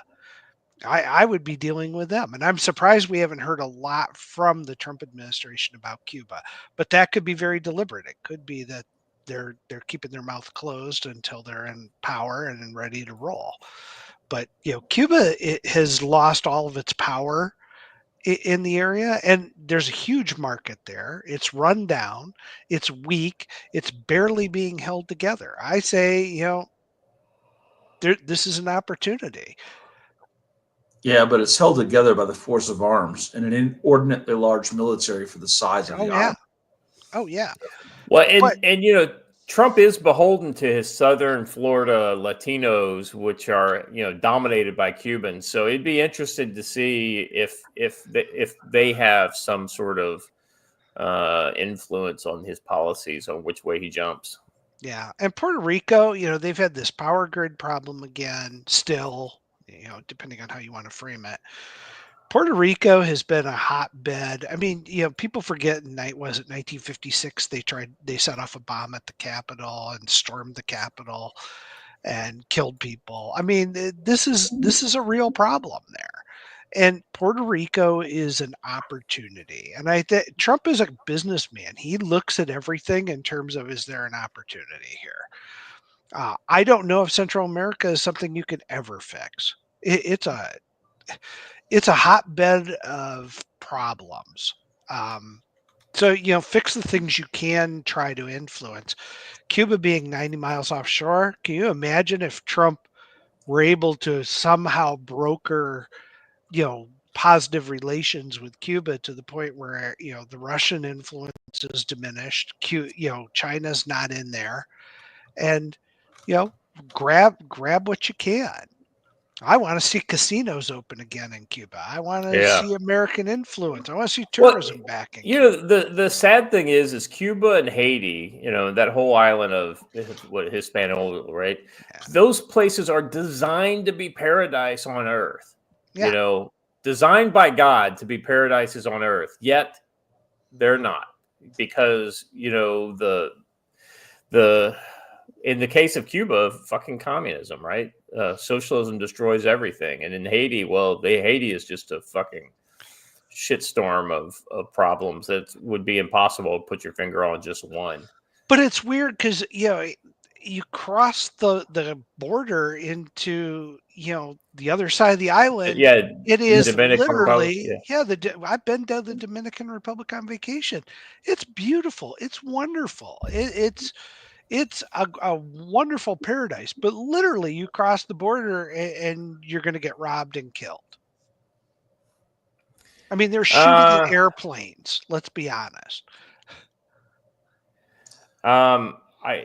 It's a difference in two peoples. You had a people on one side of the island who believed in self-sufficiency and self-determination, and the other one who's just been dependent on whatever power has colonized them and held on to them. It's the exact proof of the fact that you can bootstrap yourselves up if you want to, but you have to want to. Yeah. All right. So there's been some interesting things happen in Central and South America that potentially gives a guide to where some of these countries could go, and that's with Argentina.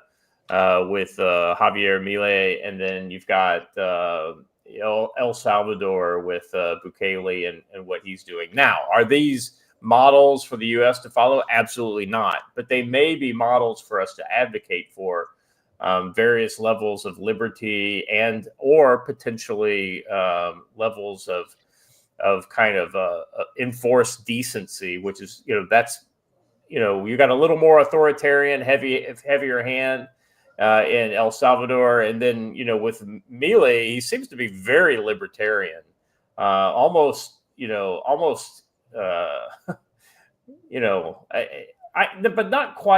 not totally libertarian, just more maybe laissez-faire would be a better way to put it. I don't know. I'm not a political scientist, but maybe these are some models that you could push some of these countries towards potentially to help them see some success. I don't know. It's, every country's different. Joe, do you think that there's a way to with external pressure to help Brazil back into something that's a more neutral stance for them? I just don't think that the people of Brazil want what they're basically being forced to live under. I think that it's not external pressure. It needs to be internal pressure. In order for it to work in Brazil, ironically, I was talking to Costa this morning. In order for it to work in Brazil, it has to come from the people of Brazil. It's probably the most multicultural country there. So they're very sensitive to outside influences. So they really need to be there. So they need some help from the outside, but it doesn't need to be external pressure because the people of Brazil would kind of resist that. It needs to come from them. And I think there was great momentum at the beginning of the Lula presidency, but they have just, through absolute authoritarianism, crushed that and driven it underground to the point where they're afraid to even raise their head. So it's got to come from the internal side. Well, I mean, so maybe our agent for internal change would be to use our very own Mexican Iron Man. He says, well, my idea, since I am a CFC channel member with the most years of experience with big booty Cuban CU and Puerto Rican Latinas, is I volunteer to lead a charge in the Caribbean. And Hunch will be right with them. Hey, man. Yeah.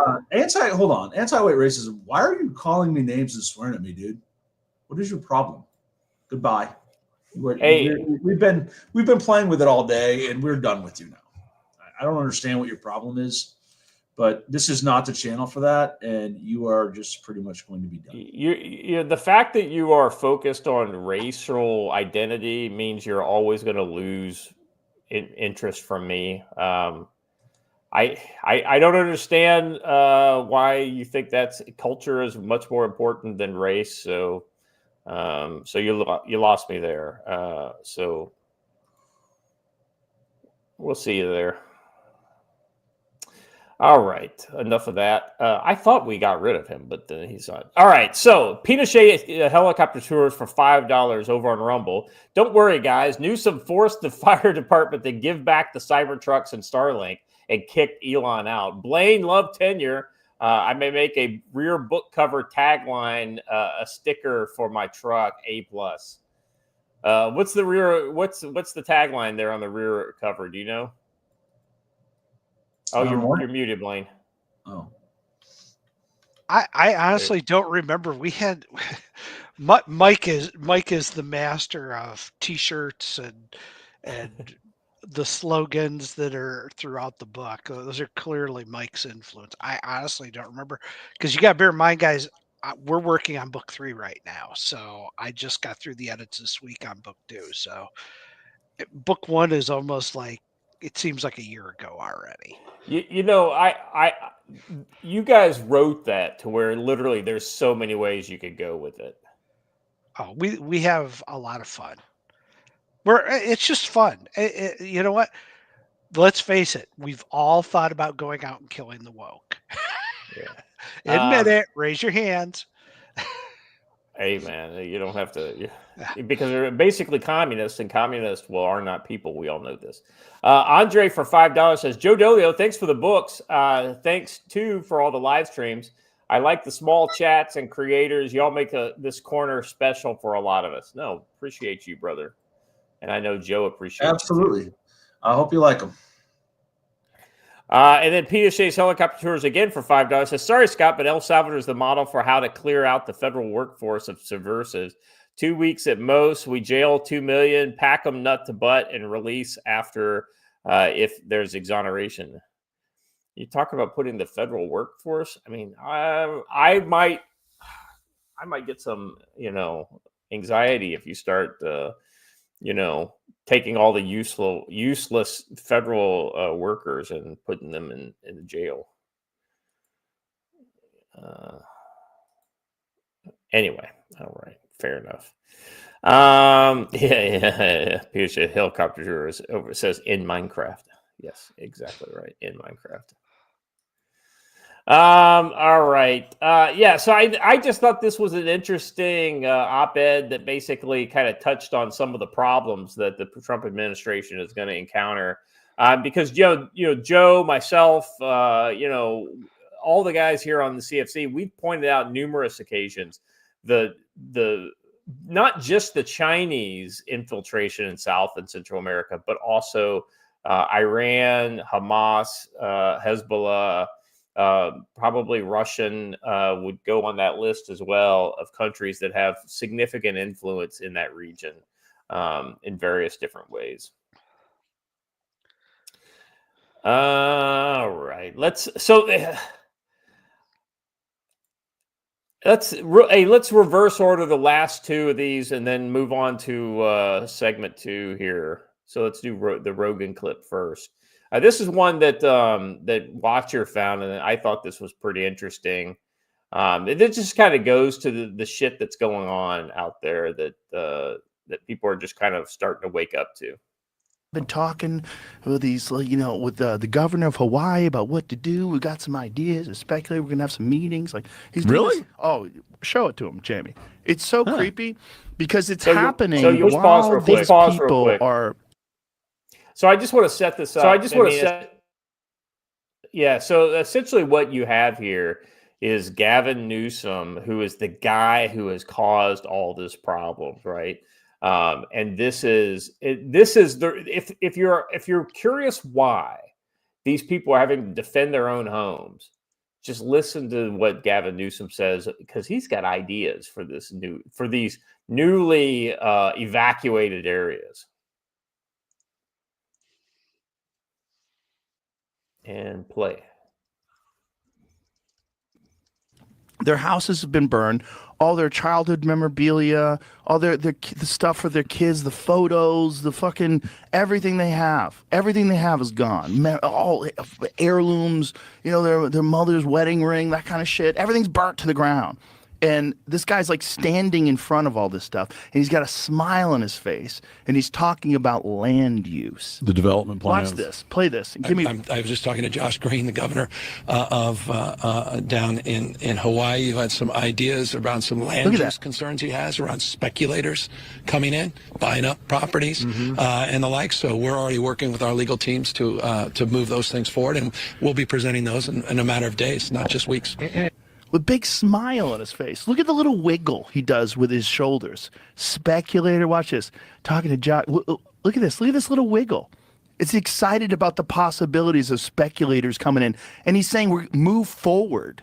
We're going to move forward on that. These people lost their homes. A lot of those people don't even have fire insurance because the fire insurance pulled out of California. I think like 69% of fire insurance pulled out of California because they're like, this is too crazy. Like, you guys aren't doing jack shit to manage this.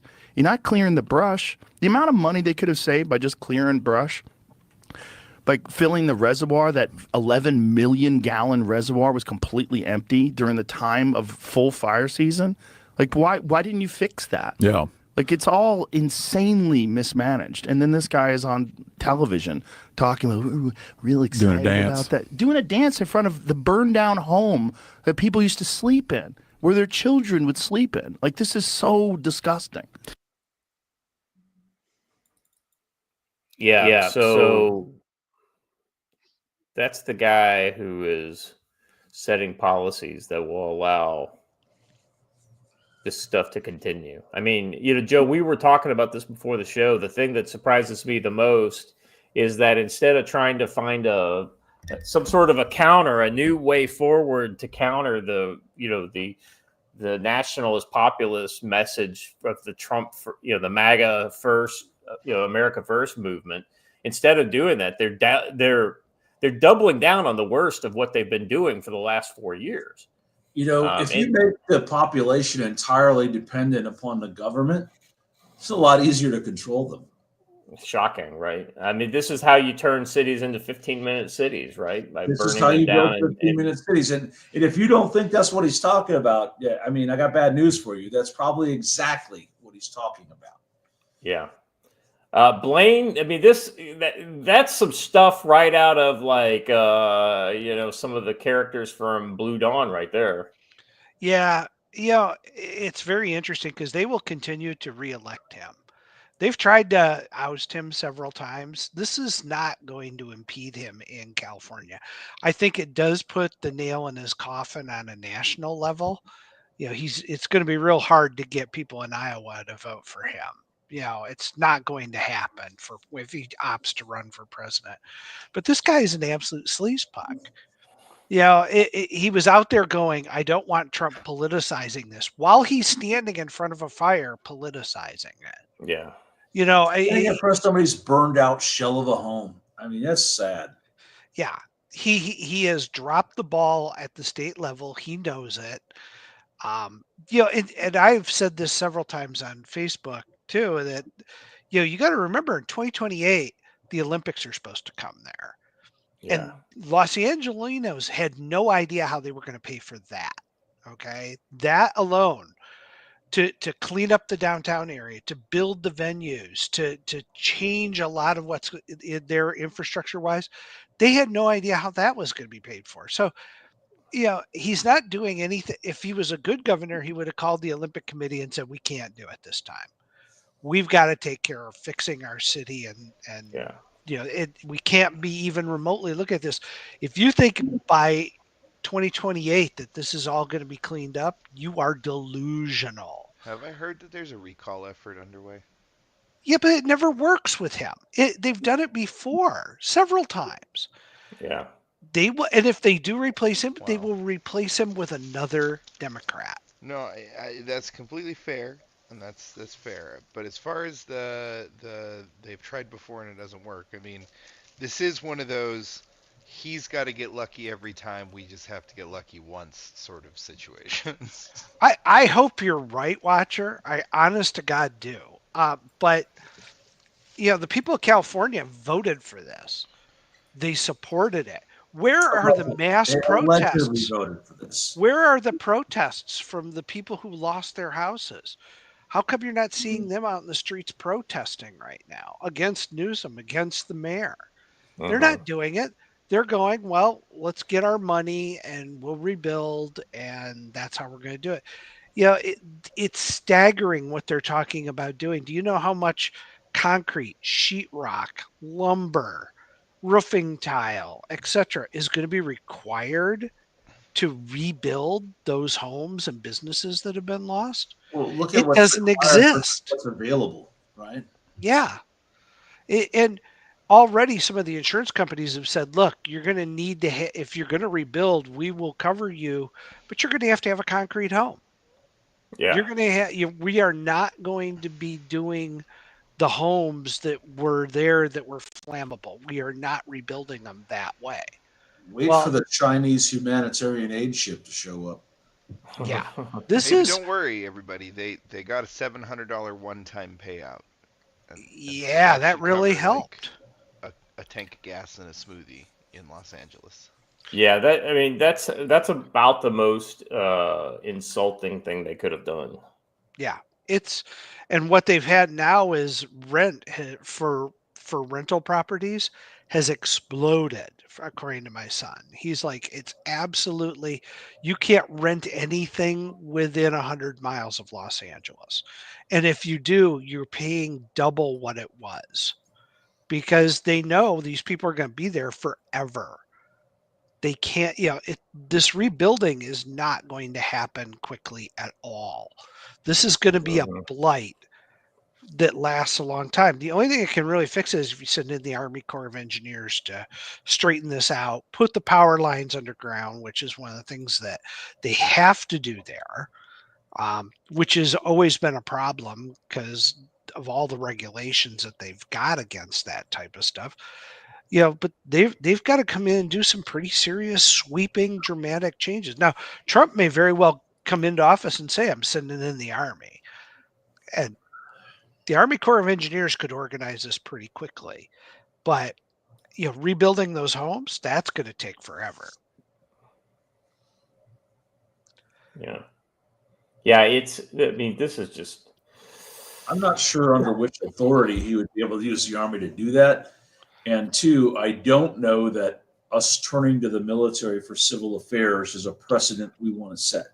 Well, we've used the Army Corps of Engineers, though, for things like the dikes down in New Orleans and things along those lines. Yeah, but that's the civilian Army Corps of Engineers. It's kind of a joint civilian/military thing. That's not sending in actual Army troops. Yeah, I just think you're going to have to.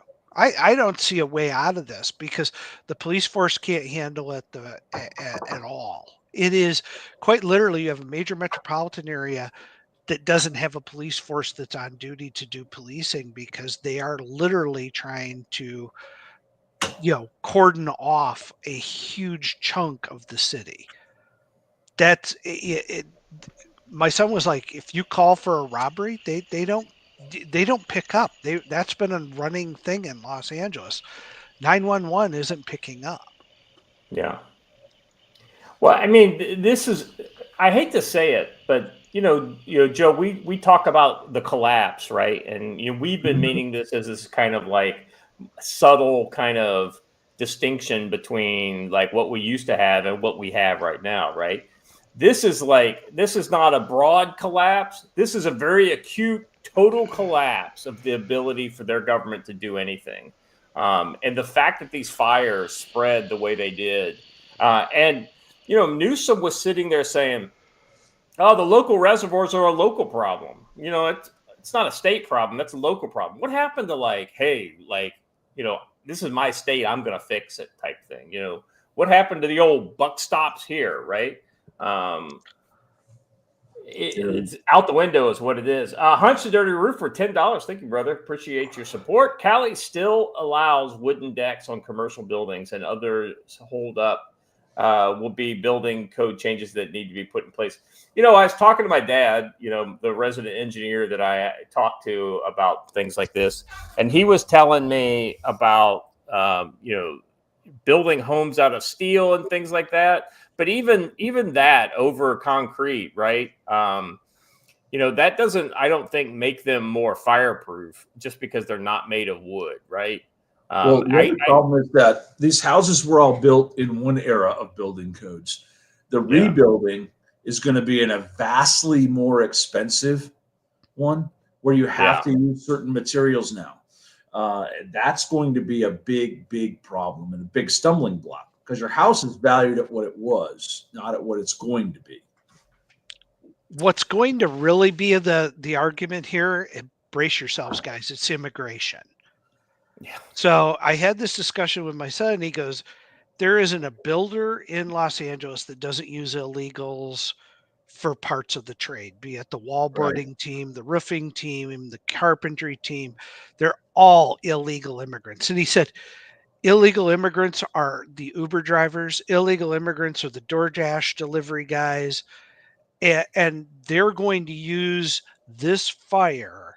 And he said, we're already hearing it in the local papers, etc., that the local media is going, well, Trump's not going to be able to deport these illegals. We have to have them to rebuild Los Angeles. So that's going to be their justification. You got to remember that Gavin Newsom's regime once every 12 days sued the Trump administration with a new lawsuit. They issued new lawsuits. They literally had an entire department that was there to sue the Trump administration on anything that they did. So, Gavin's got to try to find some common ground with Trump, or what he's going to do is just do what he's been doing, which is sue Trump and try to slow this progress down that the American people, by the way, have voted for. This is one way for them to ensure they get all their green initiatives in house building and all of that. Hey, all these houses that were old and we couldn't force them to change to the new standards. Guess what? Now they have absolutely no choice. You cannot build a home in California without all these crazy green initiatives in there that drive the price through the roof. And by the way, one of the reasons why these houses are burning is because a lot of these environmental regulations are keeping them from being able to clear brush away from their house. Speaking of brush away, in the name of environmentalism, Gretchen Whitmer is going to chop down 400 acres of forest and put up solar farms. I've been watching that because I have relatives still in Michigan, and she's so batshit crazy. Honestly, if she married Newsom, it would really be an interesting mix. I'm telling you, that's your presidential candidate, and Jocelyn Benson is your next governor. So,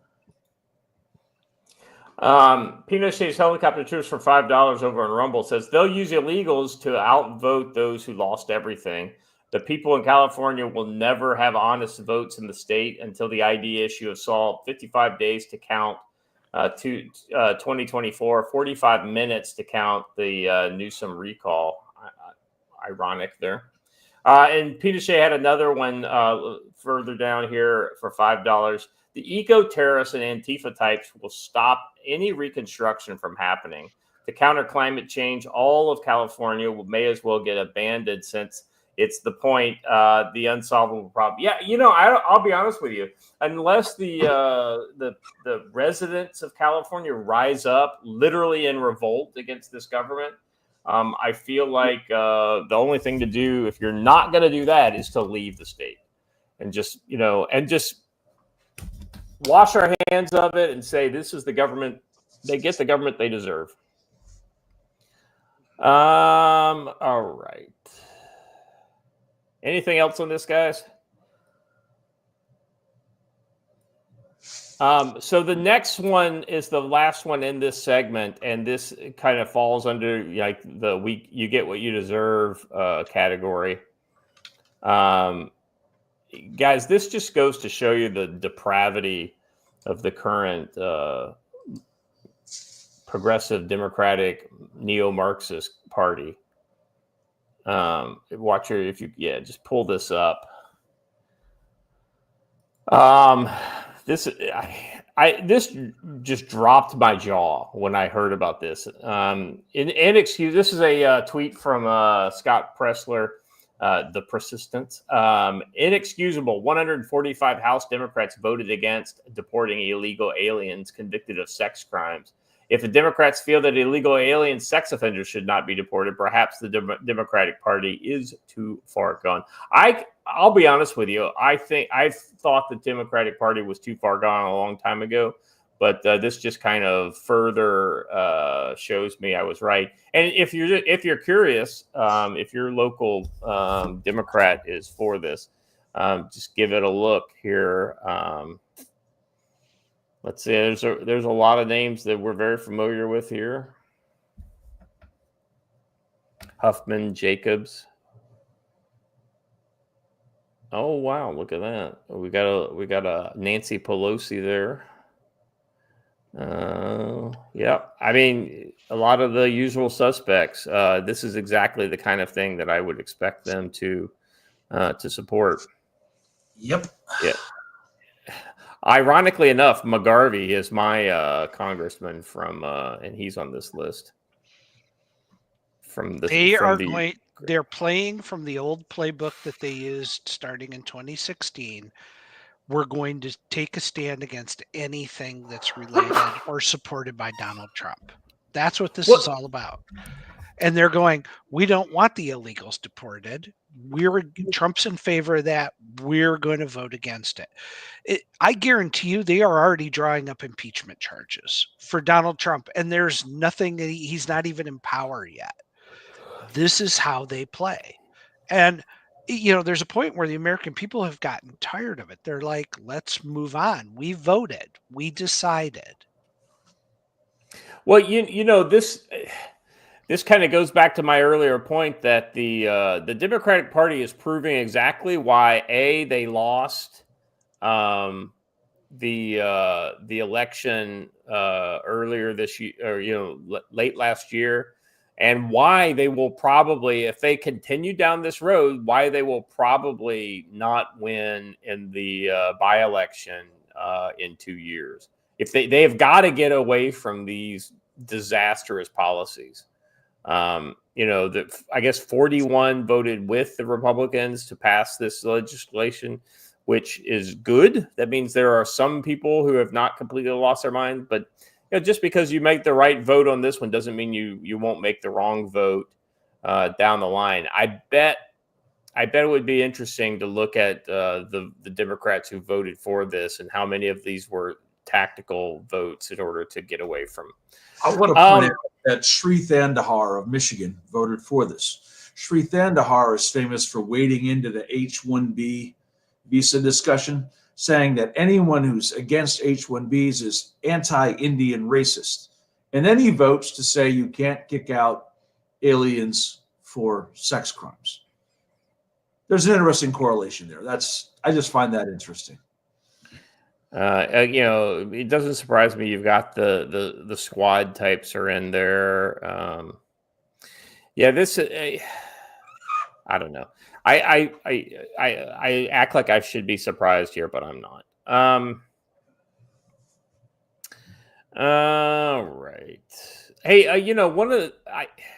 guys, I'm gonna make an executive decision here. It is right at the 2-hour mark, and I'm sleepy because it is after midnight here, and I'm still adjusting my sleep. So I'm gonna make a push on the second segment. We were going to talk a little bit about the Gaza peace plan and what's going on still with Iran and whatnot. Let me get these. Janine Rogers, member for 22 months, says, "Thank you guys for all you do. I always enjoy the info in the chat. Great people." No, thank you, Janine. It's regulars like you that really help us continue to push through this. We definitely do it for folks like you guys in the chat. And another person we do it for is Lance Corporal Veteran, another longtime viewer. Thank you, brother. Neander Wallace, every leap of civilization was built off the back of a disposable workforce. We lost our stomach for slaves unless engineered, but I can only make so many. I mean, from what we're seeing, I wouldn't be surprised if we're not trying to build this robotic slave class for the next kind of, everybody, Scott, save it for Mossad Monday. Yeah, you're not wrong there, brother. Let me just say that if you are a slave to your phone, you're no less a slave than if you were a slave for labor. Yeah. There's a lot of different types of slavery, my friend, and Joe has picked out one and another modern form of slavery. I will point out that will disappoint many of you men out there is the slavery to pornography. This is something that it's tough to get away from, and I'm not talking about looking at a Playboy 2 or 3 times a year. I'm talking about. And you guys know exactly who I'm talking about are these people who are throwing their fucking lives away through this stuff because it happens. Still meant to keep you in front of a screen rather than out doing productive and important things. All right, guys, let's go around the horn and we'll close it out. Sorry, chat, that we're not going for one of our epic 3-hour shows, but I'm tired. I'm trying in a little while, so I'm trying not to get like I was on Wednesday's show. I was like spacing out at times where there was dead air, and it wasn't dead air because I was waiting for somebody else to talk. It was dead air because I hadn't realized that I need to start talking again. Joe, we're about 4 days away from the big day, the inauguration next Monday. We will do the show before the inauguration, so it'll be interesting to see if we've got anything big to talk about. Where are you looking? Do you think we're out of the woods yet? Absolutely not. The man is not in office yet. I believe that with some of the plots that have been uncovered over the last few days, some totally by accident, like a HVAC technician walking into an apartment full of police and fire uniforms. Yeah, that explosives. I think that there's something to be said for that, along with this entire shipment of night vision that vanished over the last couple of days. That someone has broken into a train and taken. I think that's more for commercial uses, but you never know. Could be for something else. I think we're going to see a very interesting weekend. So let's wait and see. I know we're going to have a correspondent on the ground at the event in Blaine El Pardo. That's right. Who will have some assigned check-ins with me during the day, just so I know he's okay. And I might have assets and resources in the area that day should they be needed. I will point out, too, that in the California thing, I meant to mention it during the segment, but there is a large number of people trying to hire armed security details. And the problem those details are having is that the police are not letting them in. So there is the situation in California is a little more dire than it might seem at the first glance. So I would watch for some leftist protest action beginning tomorrow morning. They say the 18th to the 20th are going to be their days of rage. They have events planned all over the country, with the bulk of them happening on Monday. But the weekend, there'll be things going on. I'd also keep my eye on Venezuela over the weekend. I don't know where Maduro is going with all of this, but there is something afoot down there. There's a lot going on. It's kind of hard to know where to look. Blaine, where are you looking? I scored tickets to be at the inauguration Monday, so I'll be freezing my butt off down in the seated area. So that's where I'm heading. I want to see Trump sworn in. And I know it's a historical moment. Everybody has said the same thing. Keep my head on a swivel. I will. The guys who have told me to pack, I assure you, I have to go through like 6 security checkpoints. That's not going to work. I'm not carrying anything, but I will be there. When I'm able to, I will post some updates. Very good. Very good. Watcher, I haven't heard it from you in a while. Yeah, I'm just gonna be head down working, man. I've got a ton of stuff to do between multiple businesses and moving and trying to reopen another business and getting chickens and a pig. So Are you getting the store back open? The store's been open. The store's been open the whole time. So, but I am looking at getting my pizza business back open. Oh, interesting. All right, very cool. Very cool. Yeah, well, I mean, it's cool, but it's also like, oh, I have manpower because people in town are becoming unemployed all over the place. And so I have people that are willing to risk it trying to help me. You know what I mean? Yeah. Actually, people you can trust will work for you. Very good. Awesome. Yeah. So, for me, Joe, I agree. We're not out of the woods yet on this threat to the union and the incoming Trump regime. I think the closer we get, the different, the threat is different, right? I'm seeing I think there will be less of an internal threat potentially and much more likelihood of some sort of a terror attack. And I don't know exactly what that looks like. And just because that stuff was found in Chicago, right? With the AC repair person. Yeah, Chicago. Yeah. Just because it's found in Chicago doesn't mean those guys aren't going to basically get in cars and go to the... Yeah, exactly. It doesn't mean that that's the intended target. Yeah. I mean, you saw the Vegas guy who went and blew himself up in Vegas, right? Or allegedly. He drove all the way there. So somebody did. I mean, I don't know. It's a Cybertruck. It could have driven itself. It could have driven itself. That's exactly right. We never did hear about that footage from the inside of the Cybertruck. If that ever came back out, I know. I fully don't expect. We haven't heard about the phone from the first shooter back in July, Trump's assassination. The level of transparency in all of this is a joke. It will be interesting to see if we get some kind of transparency on some of this stuff once the Trump appointees get in there. But I wouldn't be surprised if some of that stuff just kind of fades away. And that would be disappointing if it does, but that wouldn't surprise me.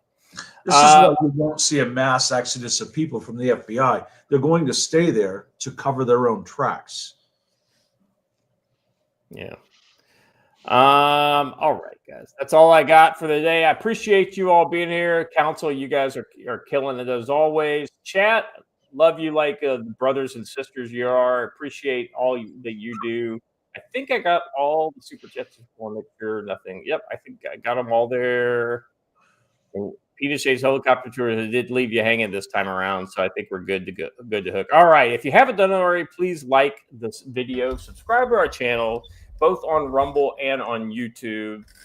Hit the bell for notification over on YouTube, and share the link out for the platform you prefer to your friends. Let them know that we're talking about what's happening in the world in a way that a lot of times the regular news isn't, and we're focused not on the threats of what's happening today, but hopefully what we're looking at what's going to be in the news tomorrow. So that's what we aim to do, and we will continue to bring that to you 3 times a week, Monday, Wednesday, Fridays at 9 o'clock a.m.